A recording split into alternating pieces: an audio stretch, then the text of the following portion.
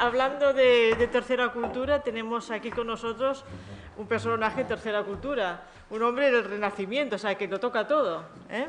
Es filósofo, es matemático, es catedrático de Lógica y Filosofía de la Ciencia en la Universidad de Barcelona, es profesor de investigación del Instituto de Filosofía del CSIC, es miembro del Center for Philosophy of Science of Pittsburgh, miembro de la Academia Europea de Londres, del Instituto Internacional de Filosofía de París, de un montón de academias. Introdujo en España la filosofía analítica, y ha tenido un papel esencial en la introducción y desarrollo de la lógica matemática también en nuestro país, en España y América Latina. Además de sus actividades académicas, ha desempeñado también funciones editoriales en varios países, sobre todo en los grupos Salvat y Hachette. También es un muy conocido activista en la defensa de la naturaleza y de los derechos de los animales. Tiene un montón de libros, bueno, el último es Los cristianos, historia del pensamiento, pero tiene La cultura humana, La cultura libertad, Lo mejor posible, La racionalidad de acción humana, La naturaleza humana, ese lo tengo yo además, este libro, se me olvidó traerlo, Los lógicos. Bueno, tenemos aquí una persona muy conocida, interviene en muchos debates, muchos programas de televisión. Es una persona, bueno, pues para las disciplinas que maneja, una persona realmente conocida y popular. Muchas gracias por haber venido a Tarragona en esta primera edición de estas jornadas de tercera cultura. Adelante. Muy bien, pues muchas gracias. Bueno, yo voy a hablar de lo que me han dicho que hable, que es de la verdad.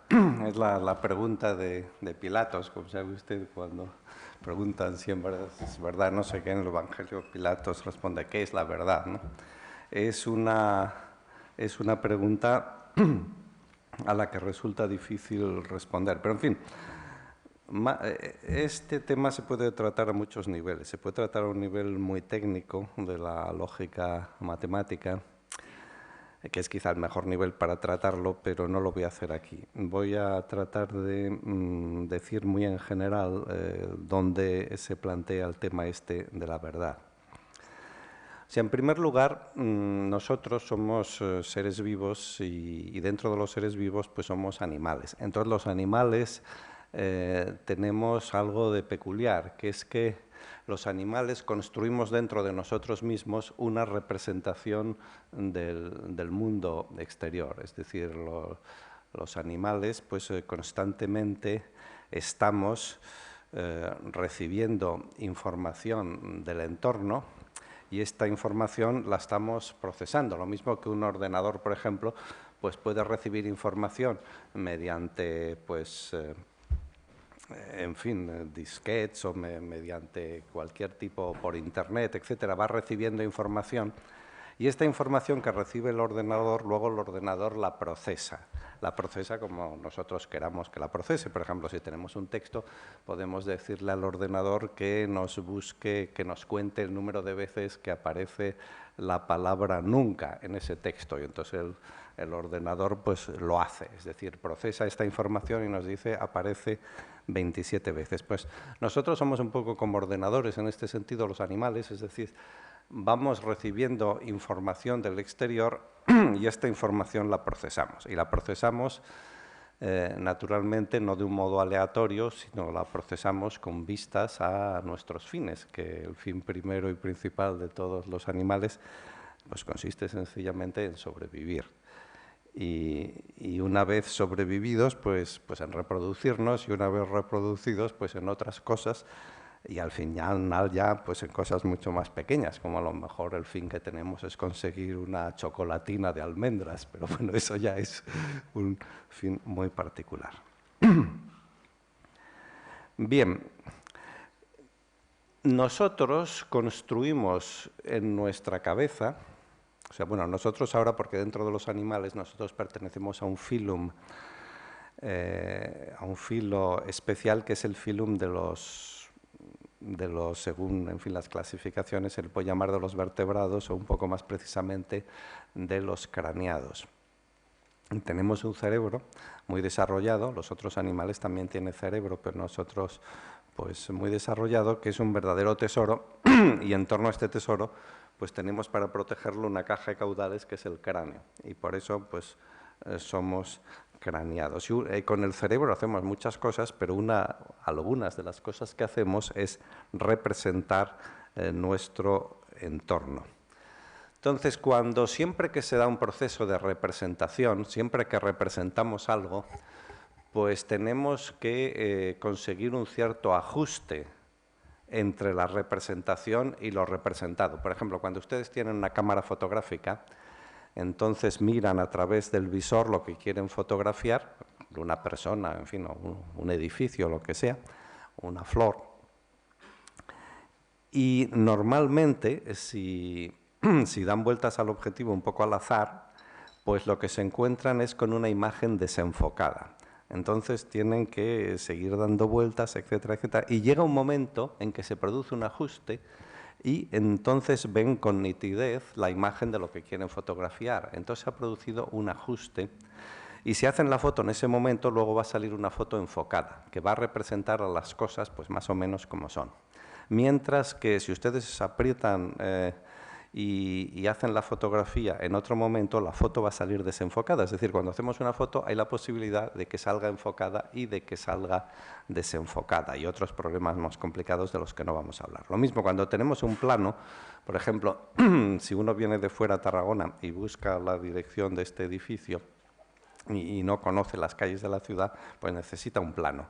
Entonces, en el plano, por ejemplo, pues le puede indicar incluso la dirección de las calles, ¿no? Si es una calle de dirección única y cuál es la dirección. A veces el plano pues no está mal, por diversas razones. Incluso a lo mejor hicieron el plano hace un año y entre tanto el ayuntamiento ha cambiado la dirección de ciertas calles. Total, que si uno viene aquí en coche y viene guiándose con un plano, pues muchas veces tiene problemas, bueno, de todo tipo, pero uno de los problemas que uno a veces tiene es que el plano, en algún caso, en alguna cosa pequeña como la dirección de una calle, pues está equivocado. Entonces, claro, el plano es una representación, o sea, el plano es un papel con unos dibujos encima que representa la estructura real de las calles de Tarragona. Y entonces esta estructura de las calles de Tarragona tiene elementos reales o materiales, es decir, de que hay una calle que tiene esta anchura o no la tiene o que va de aquí a acá, y luego tiene elementos convencionales, jurídicos, como el que esté permitido o prohibido pues, ir en una dirección o en otra. Bueno, cuando nosotros, digamos, hacemos una foto, pues buscamos un ajuste perfecto, buscamos que la foto esté enfocada. Cuando hacemos un mapa, bueno, si lo hacemos en fin, bien, pues tratamos de que el mapa corresponda exactamente, o sea, que cuando hay una calle en la realidad, pues también que el mapa represente una calle. Y no nos inventamos calles que no existen en la ciudad. Bueno, esto es lo que está debajo de la idea de verdad. La idea de verdad es la idea de ajuste o correspondencia entre la representación y lo representado. Lo que pasa que nosotros no solemos hablar de verdad y falsedad cuando nos referimos a cualquier tipo de representaciones, sino que solemos emplear estas expresiones de verdad y falsedad, sobre todo cuando nos referimos a una manera peculiar de representar, que es la manera lingüística, el lenguaje. Es decir, que prácticamente en lo único en que, nosotros somos naturalmente animales como los demás en todos los sentidos, pero unos animales a veces pues tienen alguna peculiaridad original, como por ejemplo las abejas que hacen, no sé, miel y nosotros no, las telarañas que hacen sus telas de araña, y nuestra peculiaridad original es el lenguaje. Esto ya pues no es ninguna novedad decirlo, naturalmente ya Aristóteles y los griegos y tal, pues definían al ser humano, bueno, Aristóteles, por ejemplo, bueno, dicho pedantemente en griego, como toson, logon, ejon, es decir, el animal que tiene lenguaje. Esta es la definición que se da de nosotros. Y puesto que tenemos lenguaje, además de representar el mundo que nos rodea de muchas otras maneras, que podemos hacerlo y lo hacemos constantemente, pues también lo representamos, es decir, lo describimos, si quieren ustedes, lingüísticamente. Desde luego, el lenguaje sirve también para otras cosas. El lenguaje no solo sirve para representar la realidad. El lenguaje sirve, por ejemplo, pues para saludar, en fin, para despedirse, adiós, buenos días. Sirve para insultar, por ejemplo, a veces, pues incluso en estos debates de la tele y tal, pues a veces está un tal. Entonces el lenguaje siempre, o en el Parlamento, o sea, el lenguaje sirve para amenazar. Por ejemplo, si, no sé, viene un salteador de caminos o viene alguien que nos quiere robar la cartera, pues a lo mejor, bueno, en el peor de los casos nos da una cuchillada y después nos quita la cartera. En el mejor de los casos nos advierte lingüísticamente, dice, o me da la cartera o le pego una cuchillada. Entonces está usando el lenguaje para amenazar. También se puede usar el lenguaje pues, para vender, por ejemplo, los vendedores puerta a puerta van por las casas y utilizan el trabajo. No sé, los misioneros, los testigos de Jehová utilizan el lenguaje para convertir a una determinada religión. Desde luego se puede utilizar el lenguaje para ligar. Uno va a un party o a un baile o lo que sea y trata de ligar y el que tiene más palique, digamos, pues tiene ciertas ventajas. Se puede utilizar el lenguaje para dormir a un niño. Por ejemplo, si un niño pues, está nervioso y no se quiere dormir, pues si uno le cuenta un cuento o habla con el niño con una voz modosa y suave y tal, pues entonces esto puede ayudar a que el niño se duerma. El lenguaje puede servir en fin, para pasar el rato, sencillamente. La gente se aburre de pasar el rato. Es decir, que el lenguaje sirve para muchísimas cosas que no voy a analizar aquí. A mí me interesa solo una. Una de las muchas cosas para las que sirve el lenguaje es para representar la realidad. Entonces, una vez que se usa el lenguaje para esto, pues se producen un tipo de oraciones que se llaman los enunciados, que son las oraciones que pretenden describir la realidad. Porque en el lenguaje, y estas son las oraciones que nos interesan aquí. Naturalmente, hay muchas oraciones en el lenguaje que no tienen valor de verdad, que no son verdaderas ni falsas. La verdad y la falsedad se llaman los valores de verdad o valores veritativos.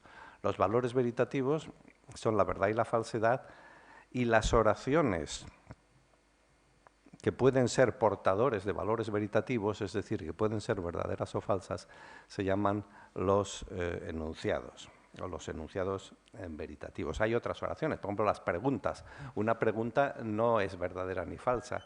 O sea, si yo digo ahora, por ejemplo, qué sé yo, que hoy es jueves, pues esto es falso. Y si digo que hoy es sábado, pues esto es verdadero. Pero si pregunto qué día es hoy, esto no es verdadero ni falso. Las preguntas no son verdaderas ni falsas. Tampoco las admiraciones son verdaderas ni falsas. Tampoco las peticiones, las súplicas, todas estas cosas pues no son verdaderas ni falsas. Si yo le digo a alguien, por favor, dame un vaso de agua, bueno, eso no es ni verdadero ni falso. Y tampoco son verdaderas ni falsas, pues muchas otras cosas que decimos que tienen forma enunciativa, pero que están compuestas de unas palabras que son demasiado vagas para tener un valor de verdad. No sé, mucho en la conversación, se encuentran dos personas. Hombre, fulano, ¿qué tal? Eso no es verdad. Pues ya ves. ¿Y cómo van las cosas? Pues vamos tirando. Pues, sí, bueno, entonces se van diciendo cosas que no son verdaderas ni falsas. O, bueno, o en tonos más retóricos, ¿no? Pues qué sé yo, la patria nos llama. Bueno, pues eso no es ni verdadero ni falso. Hay muchas cosas de estas que son, por así decir, como, bueno, tienen una forma gramatical parecida a otras que sí son verdaderas o falsas, pero no son verdaderas o falsas. Bueno, pero hay enunciados, que son oraciones declarativas, que tienen la forma gramatical adecuada y que además sus expresiones se refieren a algo, si son términos y si son predicados o adjetivos, pues tienen un significado más o menos preciso. Como por ejemplo esto que he dicho antes, de que hoy es sábado. O si por ejemplo yo digo, pues, no sé, estamos en en la ciudad de Valencia, pues eso es falso. Si digo, estamos en la ciudad de Tarragona, pues eso es verdadero. Si digo, aquí una botella de agua, pues esto es verdad. Y si digo, aquí hay una botella de whisky, pues esto es, supongo, falso. Y por eso, bueno, hay estos chistes de que uno pasa por la aduana y esta botella, y dice, pues agua de Lourdes. Y entonces dice, bueno, vamos a probarlo. Prueba. Y dice, pues si esto es whisky. Dice, milagro, milagro. Pues sí. Bueno. Si yo digo, bueno, que pienso que es agua, pues a lo mejor por un milagro se ha transformado en whisky. Pero si no, pues la verdad es que es agua. Entonces, cuando un enunciado es verdadero, la negación de ese enunciado es falso. Y a la inversa, cuando un enunciado es falso, pues su negación es verdadera. O sea, si es verdad que esto es agua, pues es falso que esto no es agua. Y si es verdad que esto no es whisky, pues es verdadero. O sea, si es falso que esto no es whisky, entonces es verdadero que esto sí es whisky.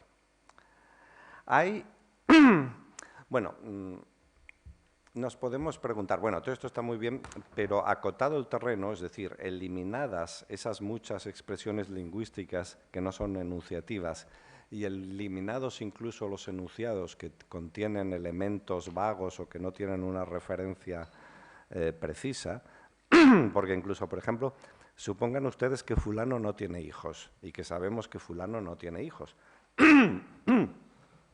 Si entonces decimos algo del hijo mayor de fulano, ¿esto qué es, verdadero o falso? Si decir, por ejemplo, si yo digo, el hijo mayor de fulano pues tiene un coche Mercedes y fulano no tiene hijos.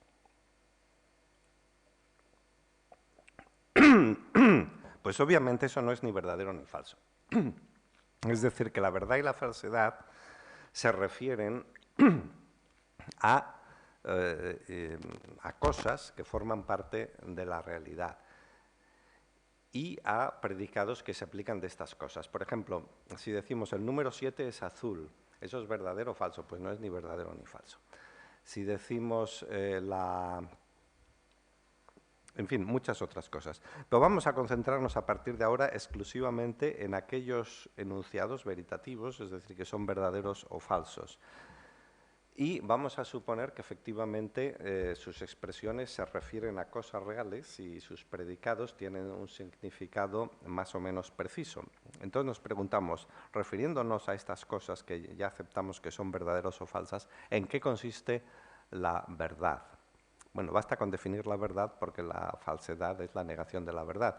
Y entre paréntesis, supongo ya ninguno de ustedes lo hace, pero por si acaso, no hay que confundir la verdad, que es una propiedad objetiva que tienen los enunciados o las proferencias o las creencias o las proposiciones o como quieran ustedes llamarlo, con la veracidad, que sería una especie de, digamos, pues de propiedad moral subjetiva de los individuos. O sea, un individuo que tiene una tendencia o tiene por lo menos la intención o el deseo de decir la verdad, es un individuo veraz, aunque a veces se equivoca y dice algo que es falso. Y lo mismo pasa con el engaño. Un individuo que tiene la intención de decir algo que él sabe que es falso, pues decimos que es un individuo engañoso, es alguien que nos quiere engañar o que nos quiere tomar el pelo o que nos quiere dar gato por liebre. Y es, en definitiva, una cuestión moral, es decir, que el engañar o el ser veraz, el decir la verdad o el decir la mentira, todo esto son cuestiones morales de las que no estamos hablando aquí. Aquí estamos hablando de la verdad como una propiedad objetiva de una proposición, que no requiere ningún tipo de intención ni de actitud moral por parte del hablante y que ni siquiera requiere un hablante. Por ejemplo, podemos programar una computadora para que vaya imprimiendo sucesivamente oraciones que digan que, qué sé yo, pues Tarragona tiene, qué sé yo, pues 2 kilómetros cuadrados, Tarragona tiene 3 kilómetros cuadrados, tiene 4, 5, 6, y va escribiendo toda una serie de enunciados y todos son falsos, excepto uno. Yo no sé los kilómetros cuadrados que tiene Tarragona, supongamos que tenga 100. Entonces, una de las líneas que imprime el ordenador es Tarragona tiene 100 kilómetros cuadrados. Pues esa cosa que ha impreso el ordenador, esa oración es verdadera. Es una propiedad objetiva, una relación objetiva en que está esta línea que ha escrito todo el ordenador con la realidad, con el mundo, y las otras son todas falsas. Y eso no tiene nada que ver con ninguna intención. Si ponemos a un gorila delante de un teclado y empieza a teclear, pues bueno, saldrán cosas que no tendrán sentido normalmente, pero de vez en cuando por casualidad saldrá alguna verdad y de vez en cuando por casualidad saldrá alguna falsedad. Bien. ¿En qué consiste la verdad? A la explicación o la respuesta a esta pregunta se le llama una concepción de la verdad. Y hay diversas concepciones de la verdad. Como por ejemplo, yo no sé si ustedes son filósofos o lingüistas, hay una concepción de la verdad que se llama, que es la más importante y la más extendida, que se llama la concepción de la verdad como correspondencia.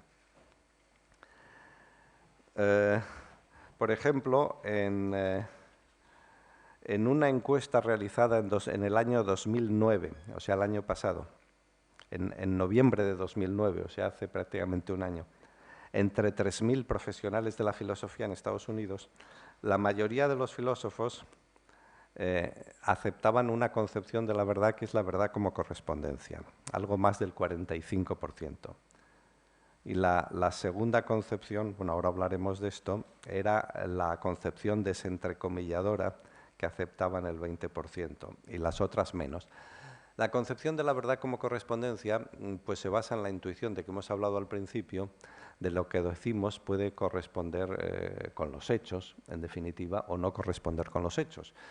Y aunque esto, pues, que parece sencillo, es complicado si tratamos de analizarlo en detalle, pero vamos, de entrada, digamos que si yo digo, por ejemplo, que encima de esta mesa pues hay 6 botellas de agua, pues esto que digo es falso porque no se corresponde con la realidad, porque contando parece que hay 4. Sin embargo, si digo que hay 4 botellas de agua encima de la mesa, esto es verdadero porque se corresponde con la realidad. O sea, la concepción de la verdad como correspondencia lo que viene a decirnos es que lo que decimos es verdad si se corresponde con un hecho de la realidad. Y lo que decimos es falso o es una falsedad si no hay en la realidad ningún hecho que se corresponda. Entonces, básicamente los enunciados pues, son combinaciones de palabras, todo esto habría que precisarlo mucho más, y los hechos de la realidad pues, son combinaciones de cosas, en definitiva. Y entonces, cuando las palabras se corresponden con las cosas, pues entonces se da esta relación objetiva en que consiste la verdad. Bueno, Aristóteles, por ejemplo, dice que los enunciados son verdaderos cuando dice que las cosas son como las cosas son. O Tomás de Aquino dice que la verdad es la adequatio rei et intellectus, la adecuación entre la cosa y el intelecto.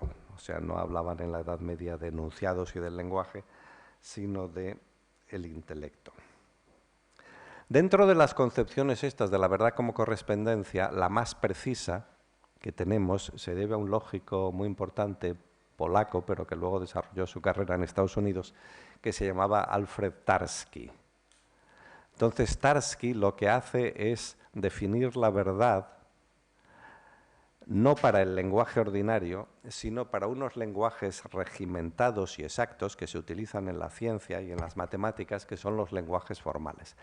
Estos lenguajes no permiten formar expresiones no veritativas, o sea, por ejemplo, no permiten formular preguntas, ni formular deseos, ni permiten, qué sé yo, insultar, ni decir cosas de estas de... pues qué sé yo, que vamos tirando, si nos permiten solamente decir cosas precisas, como el 5 es mayor que el 4, o el 5 es menor que el 4, o qué sé yo, dos cuerpos cualesquiera se atraen con una fuerza directamente proporcional al producto de sus masas e inversamente proporcional al cuadrado de sus distancias. Todo esto son enunciados precisos.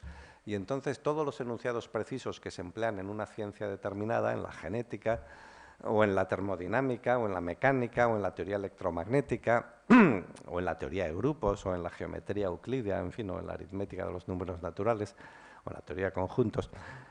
Todos los enunciados veritativos, con sentido, bien formados, que se emplean en una teoría científica, son susceptibles de ser generados de una manera unívoca y muy exacta mediante un cálculo. Y entonces esos enunciados siempre, pues por un lado se forman los enunciados atómicos, que están formados por un signo de relación eneario, y luego por n términos que se refieren a n cosas, y que están o no están en esa relación. O sea, ese enunciado formado por un relator y eneario y n términos, pues es verdadero si efectivamente las cosas a las que se refieren esos n términos están objetivamente en la relación esa. Y, por ejemplo, en la matemática o en la física o en la biología y tal, pues siempre se sabe, o sea, los términos siempre se refieren a cosas y las cosas pues están o no están en las relaciones de las que hablamos. Un tipo especial de relaciones son las funciones. Las funciones lo que hacen es asignar números a cosas, tanto que a cosas que son a su vez números como a cosas que no son números. Por ejemplo, cada uno de nosotros pues tiene, en fin, le pueden medir con un metro la cabeza, el cráneo, y entonces eso es una función que a cada individuo le asigna un número. Otra función es la edad, que a cada uno le asigna el número en años o en minutos. Otra función es el peso, por ejemplo, a cada individuo y a cada momento le asigna su peso en ese momento. Y otra función puede ser pues lo que ha ganado uno en el mes pasado. Entonces le asigna a cada ser humano pues el número de euros, supongamos, que ha ganado el mes pasado. Entonces, estos son funciones que son un tipo especial de relaciones. Aparte de esta concepción principal de la verdad como correspondencia, hay otras concepciones. Por ejemplo, hay una que se llama la concepción de la verdad como coherencia. Los que defienden esta concepción lo que dicen es que en realidad la verdad no se puede predicar de un enunciado suelto, sino solo se puede predicar de todos los enunciados que afirmamos, de todo un conjunto de enunciados. Y entonces, cuando tenemos un enunciado nuevo, que este enunciado nuevo sea verdad, lo que significa es que es compatible o consistente o coherente con los enunciados anteriores. Esto no es, a mí me parece que no es satisfactorio, por la sencilla razón de que la consistencia es una condición necesaria de la verdad, pero no es una condición suficiente. ¿Por qué? Porque nosotros podemos tener conjuntos diferentes, pero todos ellos consistentes, de enunciados acerca de lo mismo, y todos ellos no pueden ser verdad a la vez. Entonces, un lunático, por ejemplo, puede ser perfectamente consistente con sus creencias lunáticas.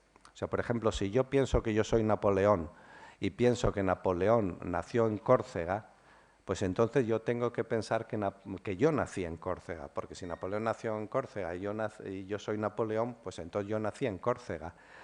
Y el decir que yo nací en Córcega es coherente o consistente con el resto de mis creencias. Y sin embargo no es verdad que yo nací en Córcega, porque de hecho, como se ha señalado aquí, nací en Bilbao y no en Córcega. Entonces, no basta en absoluto, o sea, a mí me parece que esta es una concepción pues, que no funciona de la verdad, esto de decir que la verdad consiste en la coherencia o la consistencia con el conjunto previo de las creencias. Otra concepción de la verdad es, por ejemplo, una concepción performativa, que dice que la verdad no expresa ninguna propiedad de los enunciados o de las cosas, sino que sirve para hacer algo. Nosotros, cuando decimos que algo es verdad, pues avalamos ese algo o mostramos nuestro acuerdo con ese algo. O sea, sirve, en definitiva, para que manifestemos nuestra propia actitud. Otra concepción en fin, que es también seguro que no funciona, porque está 1000 veces refutada por la historia de la ciencia, es la concepción del consenso, que dice, bueno, que la verdad consiste en el consenso, en aquello en que nos ponemos de acuerdo. Bueno, esto es una concepción absolutamente absurda que solo gente bastante mediocre intelectualmente se le puede ocurrir porque eso no ocurre en absoluto. Y como luego veremos, si hay tiempo y puedo poner un PowerPoint, precisamente la investigación de la naturaleza es un proceso en el cual la naturaleza constantemente da patadas a las hipótesis que le proponemos y constantemente desbarata los consensos de los científicos. Es decir, los científicos constantemente están llegando a consensos y esos consensos están siendo rotos pues, prácticamente al día siguiente por la naturaleza. O sea, la ciencia es un juego en el cual también a la naturaleza se le llama jugar y la naturaleza, pues con gran frecuencia, da una patada a la mesa en la que estamos jugando y nos lo echa todo abajo. Lo cual, pues bueno, ese es el juego de la ciencia, aunque no es el juego en muchas otras facetas intelectuales. Yo me acuerdo que una vez, bueno, un intelectual y escritor bueno y gracioso, amigo mío de Barcelona, Xavier Rubert, de Ventós, iba con él, un esteta, y me contaba no sé qué cosa, que era muy bonita, pero que aquello no había brother. Y yo entonces se lo empecé a criticar. Y le dije, oye, hombre, Javier, esto que dices es muy bonito, pero no funciona para esto. Y entonces me puso la mano en la boca y me dijo, calla, calla, calla, no me lo estropees, que es muy bonito. Entonces, claro, si no nos interesa la verdad, y no tiene por qué interesarnos, porque hay muchos contextos donde sería absurdo que nos interesara la verdad, como es el mismo contexto de la creación literaria. O sea, podemos nosotros pues alabar o criticar, no sé, a Gabriel García Márquez por su novela 100 años de soledad, pero sería absurdo criticarla desde el punto de vista de que algunas de las cosas que dice pues que no son verdad. O sería absurdo criticar a Cervantes porque, no sé, porque Dulcinea no existe o porque Don Quijote, para empezar, tampoco existe. Es decir, hay muchos campos en los cuales, pues, y también es discutible si en las relaciones humanas siempre es conveniente decir la verdad o si a veces no pueden obtenerse ventajas o ser todo como más, ir todo más lubricado diciendo ciertas mentiras. Todo eso es discutible, pero vamos, pero a veces nos interesa la verdad. Por eso en este ciclo de conferencias que se habla de muchos valores, a mí me toca hablar de la verdad. Y naturalmente de todas las actividades humanas, aquella en la que más en serio se toma el valor de la verdad es la ciencia. Hay la segunda concepción más aplaudida por los filósofos después de la concepción mayoritaria, que es la verdad como correspondencia, es la concepción desencomilladora de la verdad, que también se conoce como concepción de la verdad como redundancia o como concepción minimalista o como concepción deflacionaria. Todos estos son nombres distintos para la misma concepción. Esta concepción lo que dice en definitiva es que la verdad no es una propiedad de las cosas ni de las oraciones, sino la verdad es una manera de la que nosotros nos servimos para generalizar. Es decir, supongamos que P es una proposición o una oración o una proferencia. Entonces, según esta concepción, decir que P es verdad significa exclusivamente una cosa, que P. Es decir, que el axioma, digamos, fundamental de esta teoría es que para cualquier proferencia o proposición P es verdad si y solo si P. O sea, decir de algo que es verdad es ni más ni menos que repetirlo. O sea, si yo digo, es verdad que hoy es sábado, eso es lo mismo que si digo, hoy es sábado. Y si digo, es verdad que yo maté a Kennedy, pues eso es lo mismo que si digo, yo maté a Kennedy. Esta es la concepción desentrecomilladora, porque se supone que cogemos una oración entre comillas, ponemos, por ejemplo, qué sé yo, fulano mató a Kennedy entre comillas, y decimos, fulano mató a Kennedy entre comillas, es verdad, sí, solo sí, fulano mató a Kennedy, sin comillas. Por eso se llama la concepción desentrecomilladora. Bueno, ¿por qué? Si esto fuera así, ¿qué sentido tendría usar la palabra verdad? Si no añade nada. Tiene el sentido de que nos ayuda en ciertos contextos.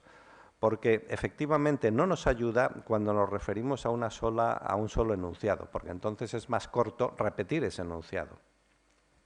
O sea, si yo digo aquí hay una botella de agua, eso es más corto que decir es verdad que aquí hay una botella de agua. Pero supongamos que alguien, por ejemplo, pues es un creyente, no sé, en la Biblia, por así decir, y supongamos que la Biblia tiene, pues no lo sé ahora, pues supongamos que tiene 20.000 enunciados. Claro, sería muy trabajoso repetir cada uno de los 20.000 enunciados de la Biblia. O sea, es mucho más corto decir todo lo que dice la Biblia es verdad. O supongamos que alguien pues no se acuerda bien de lo que dice exactamente la tercera ley del movimiento de Newton, pero sin embargo, pues en otro momento que la analizó le pareció que funcionaba muy bien y que era verdad. Entonces puede decir, bueno, pues la tercera ley del movimiento de Newton es verdad o es verdadera. Entonces, el sentido que tendría la palabra verdad sería, en definitiva, el de ayudarnos a generalizar y el evitarnos tener que repetir demasiadas expresiones constantemente. Bueno, hay también una concepción pragmática de la verdad, de algunos que dicen que, en definitiva, lo verdadero es lo útil. Es decir, un enunciado es verdadero si nos ayuda, en último término, a tener éxito en nuestras acciones. Eso no me parece tampoco que sea una concepción muy buena de la verdad en el sentido que pone ya en la definición aquello que una teoría adecuada de la verdad debería explicar. O sea, es cierto que efectivamente el tener creencias verdaderas acerca de la realidad que nos rodea, pues nos ayuda a sobrevivir. En general, el tener representaciones verdaderas. Piensen ustedes, qué sé yo, en las cabras estas que viven en los riscos de las montañas y que van dando unos saltos de roca a roca, pues uno salta de un punto y cae en otro punto. Y como se equivoque del punto en el que cae, pues entonces se despeña y se mata.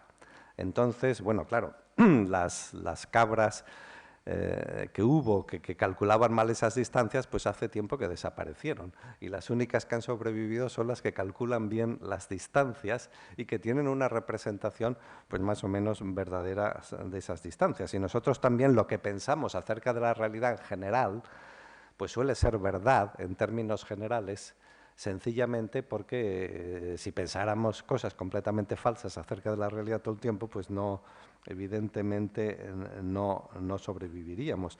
Y simplemente si vamos a tomar un medio de locomoción, si vamos a hacer un viaje en coche y pensamos que el coche que es seguro y tal, pues que está mal, y al revés, pensamos que un coche que los frenos le fallan, pues que funciona muy bien y lo cogemos y emprendemos el viaje con este coche, pues mucho más probable que nos matemos. Entonces, tampoco es lo mismo, claro, la verdad, bueno, en resumen de todo esto, la concepción de la verdad que a mí me parece más satisfactoria, pues sigue siendo la verdad como correspondencia, la concepción según la cual un enunciado es verdadero si solo si hay un hecho en la realidad que corresponde a esta realidad, o si prefieren ustedes, si las palabras que forman el enunciado pues tienen en la realidad correspondencia en las cosas que forman la realidad. Entonces, la verdad está muy relacionada con otros valores epistémicos, como son la consistencia. Naturalmente, como he dicho, la consistencia es una condición necesaria, pero no suficiente de la verdad. Es decir, si nosotros tenemos un conjunto de oraciones, por ejemplo, una teoría o un programa político que contiene contradicciones, pues entonces seguro que eso es falso. O sea, no hace falta ya analizar. Una teoría contradictoria no hace falta analizar lo que dice, porque seguro que a priori ya podemos decir que es falsa. Es decir, todo lo que es contradictorio es falso, pero no ocurre, por desgracia, lo contrario. No todo lo que es consistente es verdadero. O sea, hay cosas que son consistentes y que son falsas. Como yo he dicho antes, el enunciado que yo soy Napoleón es consistente con el enunciado que yo nací en Córcega, pero ambas cosas pues son falsas. La verdad también pues, es muy importante en la lógica, porque la verdad se hereda a través de los razonamientos correctos. Como saben ustedes, la lógica es, si quieren ustedes, el arte de razonar correctamente. Y un razonamiento correcto emplea una argumentación correcta, es decir, emplea un tipo de argumentación en la cual, si las premisas son verdaderas, la conclusión hereda esta verdad. Luego hay terrenos, como he dicho, donde se busca la verdad, se valora la verdad, y otros donde no se valora. Bueno, hay muchos terrenos en la vida privada donde no valoramos la verdad. Y en la vida pública también. La política, por ejemplo, es un caso donde a todo el mundo le importa un bledo la verdad. Incluso el periodismo que habla de política. Fíjense ustedes en cosas tan triviales como cada vez que se produce una manifestación de contenido político. Cada 2 por 3, pues en Francia, aquí, en Barcelona, en Madrid, donde sea, se convocan manifestaciones, que si los sindicatos, que si los unos, que si los otros, que si este partido, que si el otro, en fin. Y entonces, en estas manifestaciones es muy curioso que siempre, si oyen la radio, miran la prensa, una vez que se ha producido la manifestación, dicen, asistieron, según los organizadores, 1 millón de personas. Según la policía municipal, 20.000. Según un servicio de helicóptero que iba volando no sé qué, 35.000. Según el sindicato, tal. Es decir, que no hay dos números. No es que no coincidan exactamente porque unos digan asistieron 321.000 y otros digan asistieron 321.500, que esos serían los márgenes de error, digamos. No, es que se dan números que un número muchas veces es 10 veces más que el otro. Es decir, que evidentemente las personas que dan esos números no están buscando la verdad, sino lo que están buscando es la propaganda, están buscando pues tener un cierto efecto. Los que han convocado la manifestación pues piensan tener el efecto de que la manifestación ha sido un gran éxito. Y cuando discuten entre sí, si tienen razón los que dicen que acudieron 1 millón de personas a la manifestación o los que dicen que acudieron 20.000 personas, normalmente a ninguno se le ocurre acudir a un procedimiento objetivo, como sería tomar fotos aéreas, ampliarlas y contarlo detalladamente. No, sino lo que hacen es insultarse unos a otros, diciendo que los unos son unos tales o unos cuales. Y bueno, entonces la única moraleja que podemos sacar del asunto es que evidentemente pues, en ese ámbito de la realidad, pues la verdad no es algo que se valore mucho. Bien, sin embargo, en la ciencia la verdad sí que se valora. Bueno, yo ahora voy a casi acabar y pasar la discusión.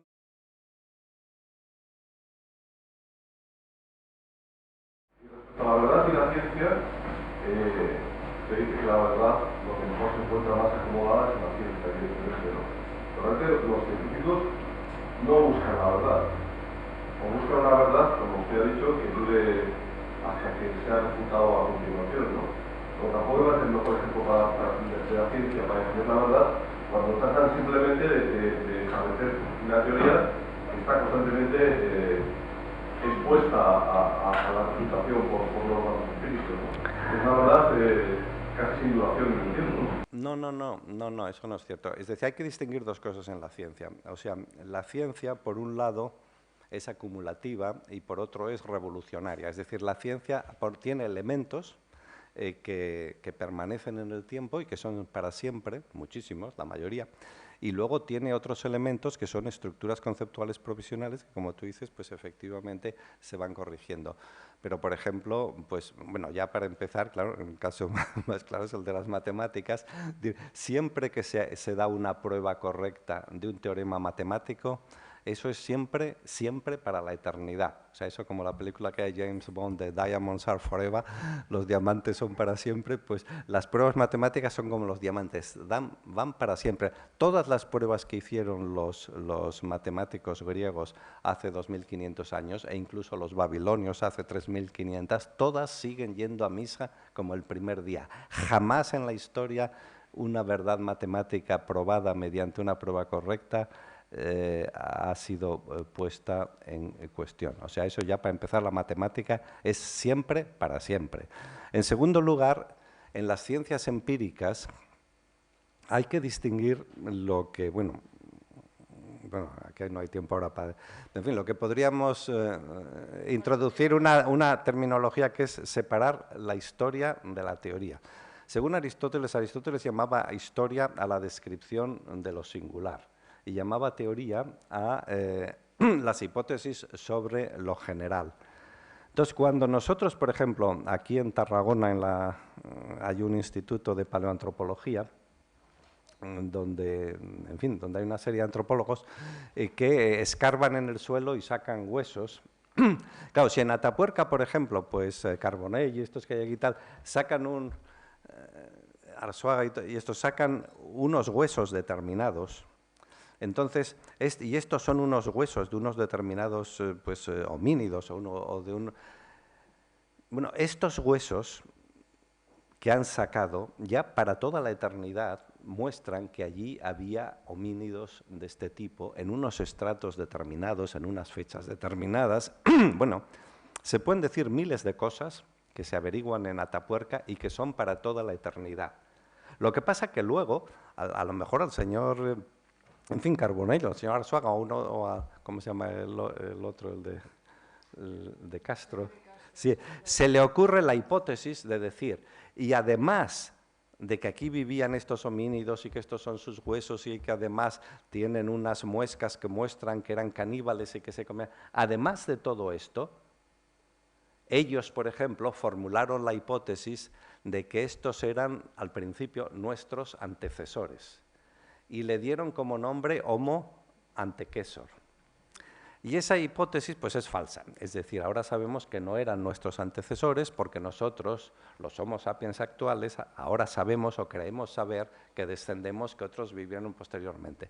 O sea que hay unas hipótesis que se van formulando y que resultan con frecuencia refutadas, pero hay otros conocimientos que no resultan refutados. Y si queremos hablar de cosas más abstractas, por ejemplo, la llamada mecánica clásica o newtoniana, pues por ejemplo, descubrió una serie de cosas que valen para toda la eternidad y desde luego siguen valiendo ahora y son las que estudian todos los estudiantes de física y de ingeniería y son en las que nos basamos para hacer nuestros puentes y nuestros coches y nuestros aviones y nuestros submarinos y cuando enviamos una nave a la Luna, la única mecánica que empleamos y cuando ponemos un satélite artificial en órbita, la única mecánica que empleamos es la mecánica de Newton. Si queremos ser realistas respecto al desarrollo de la ciencia y respecto a la búsqueda de la verdad, tenemos que tener en cuenta que la búsqueda de la verdad es como una especie de guerra o guerrilla en la cual pues, vamos avanzando y retrocediendo según los frentes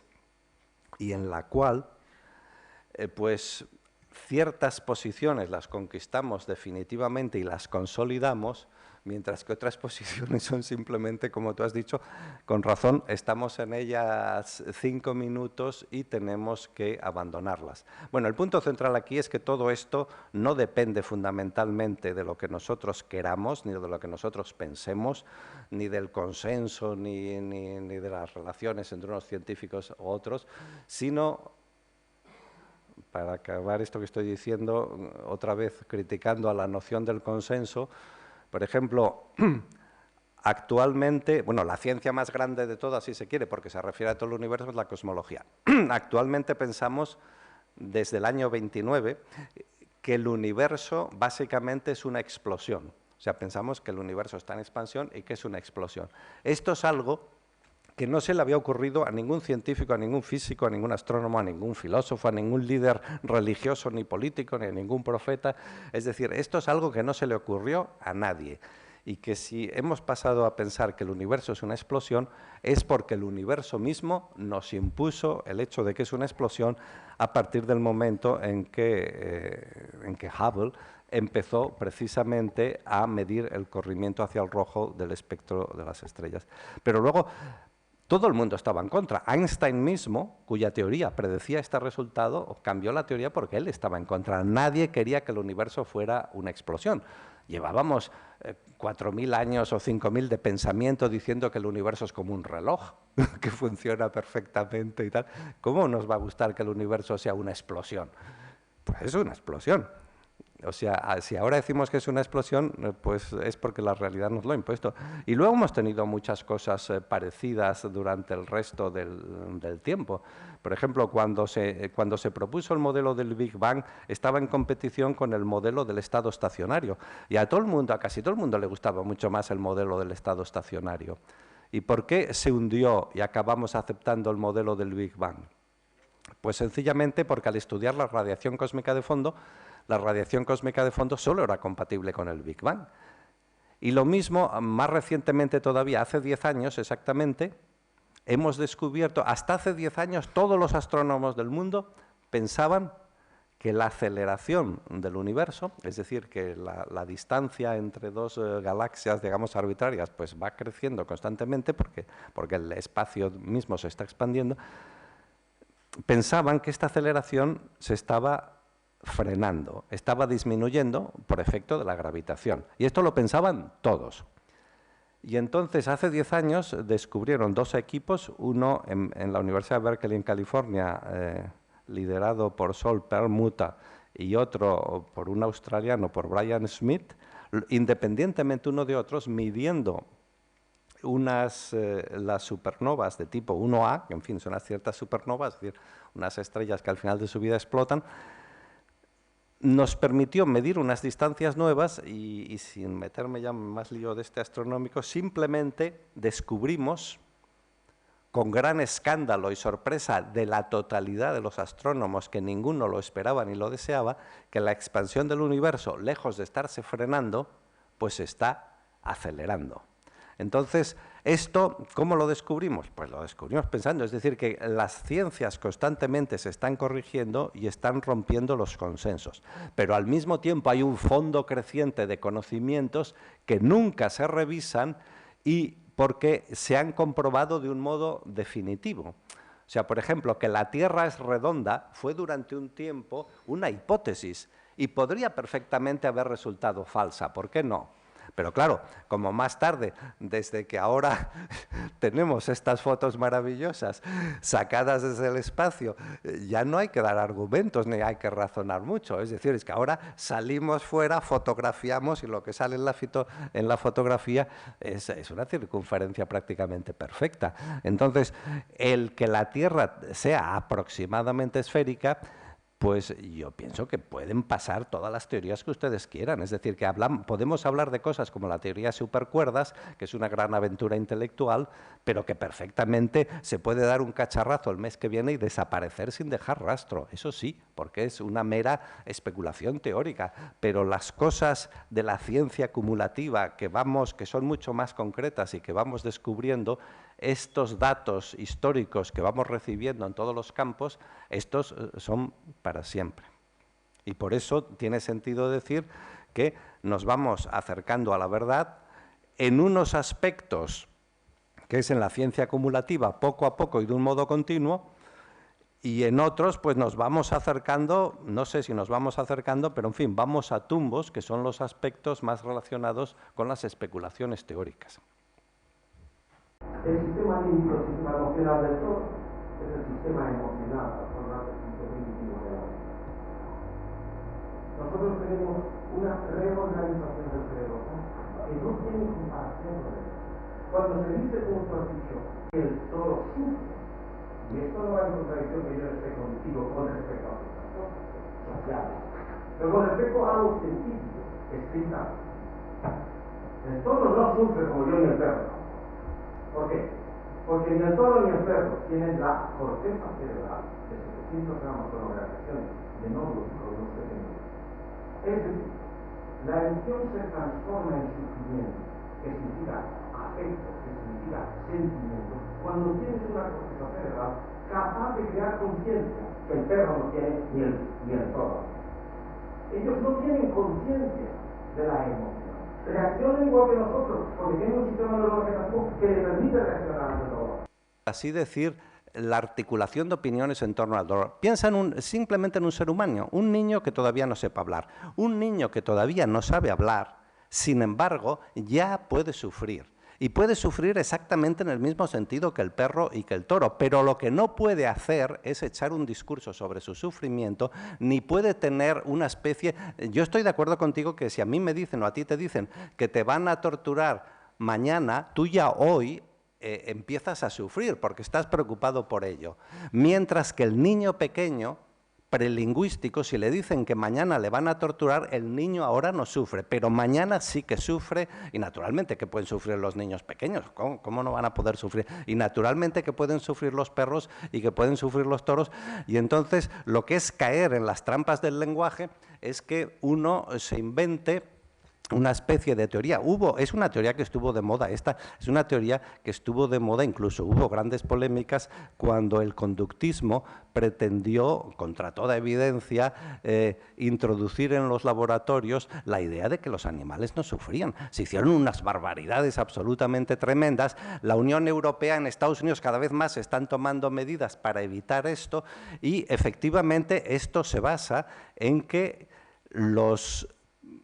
yo nunca he oído que nadie diga que nosotros sufrimos en el código, en la corteza prefrontal. Yo no sé que Rodríguez Delgado colocase en la corteza prefrontal ningún tipo... O sea, tú puedes decir que, claro, que la corteza, en la medida en que tiene que ver con el lenguaje, la conciencia y tal, pues puede ocuparse de todo el cuerpo y puede ocuparse de nuestro sufrimiento, pues también puede ocuparse de nuestra digestión. O sea, y tú puedes decir con razón que la digestión humana pues no es igual que la digestión del toro. Y es cierto, porque el toro, que es un rumiante, o sea, el sistema digestivo del toro es mucho más distinto del nuestro que el sistema nervioso del toro del nuestro. El sistema digestivo del toro es espectacularmente distinto del nuestro, con sus 4 estómagos, con los procesos estos en que se forma un bolo, vuelve a la boca, la cantidad de miles de millones especiales de arqueas y bacterias. O sea, el sistema digestivo del toro es muy, muy distinto del nuestro y en general de los rumiantes, pero a pesar de todo, hombre, alguna semejanza habrá entre la digestión del toro y la digestión nuestra. Y lo mismo, lo de la corteza prefrontal sí, lo de la corteza en general sí y tal, pero esto no si tú lo utilizas como trampolín para ir a lo del dolor y decir que entonces, puesto que hay diferencias a este nivel, pues también las hay. Es una hipótesis, es decir, la hipótesis de que los toros no pueden sufrir exactamente lo mismo que nosotros el dolor. Yo no digo que puedan echar discursos acerca de su dolor, claro que no, pero que pueden sufrir. O si prefieres, para no hablar de toros, que nos pillan un poco lejos, si tú tienes algún hijo, nieto o sobrino, que los niños pequeños no puedan sufrir porque no pueden hablar. Los niños pequeños, si tienes un niño pequeño en brazos, te das cuenta de que está sufriendo. Y no con lo mismo que el torero, aunque no sepa nada. Es decir, nosotros tenemos un conocimiento intuitivo de la realidad que nos permite, cuando estamos en presencia de un niño que evidentemente está sufriendo mucho, de un toro que está sufriendo mucho, de un perro que está sufriendo mucho, nos damos cuenta de ello. No vamos corriendo al laboratorio a hacer no sé qué, nos damos cuenta de ello y naturalmente no todo es lo mismo, pues todos somos distintos y es muy interesante saber en qué sentido pues es diferente el dolor de un niño de un adulto, pero eso no es una razón ninguna para negar el dolor de los niños, ni para decir, bueno, pues a los niños se les puede torturar. Sí. Yo simplemente he puesto encima de la mesa experiencias que son directas y obtenidas de la neurociencia a través del estricto rigor de aplicar el método científico. Bueno, esto es una apelación a la autoridad. No, eso no es así. No es así. Porque yo no he dicho que haya sido yo el que he dicho, después de 40 años de trabajar en un laboratorio en la mejor universidad del mundo. Eso sí sería haber apelado a mi autoridad. Eso no lo he acudido porque eso es pasado, eso es ridículo. Yo estoy diciendo que en el perro, por ejemplo, y su cerebro, tiene una representación del sistema olfativo que solamente ya desde la mucosa hasta el cerebro es entre 70 y 500 veces más grande y ocupa en su procesamiento más lugar su cerebro que ningún otro aspecto que tal.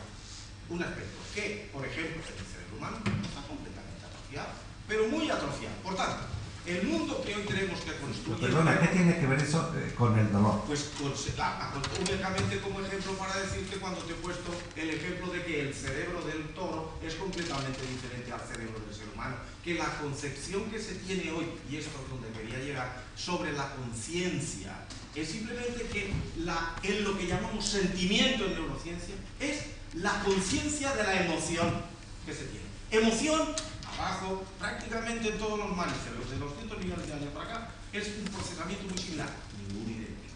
Pero el que eso se convierta en el sentimiento del dolor o el sentimiento del placer es lo que hace tan distinto, porque nosotros tenemos conciencia y el toro no la tiene. Donde únicamente he puesto el punto de vista... ¿Y el niño pequeño lo tiene? No es ideal, no.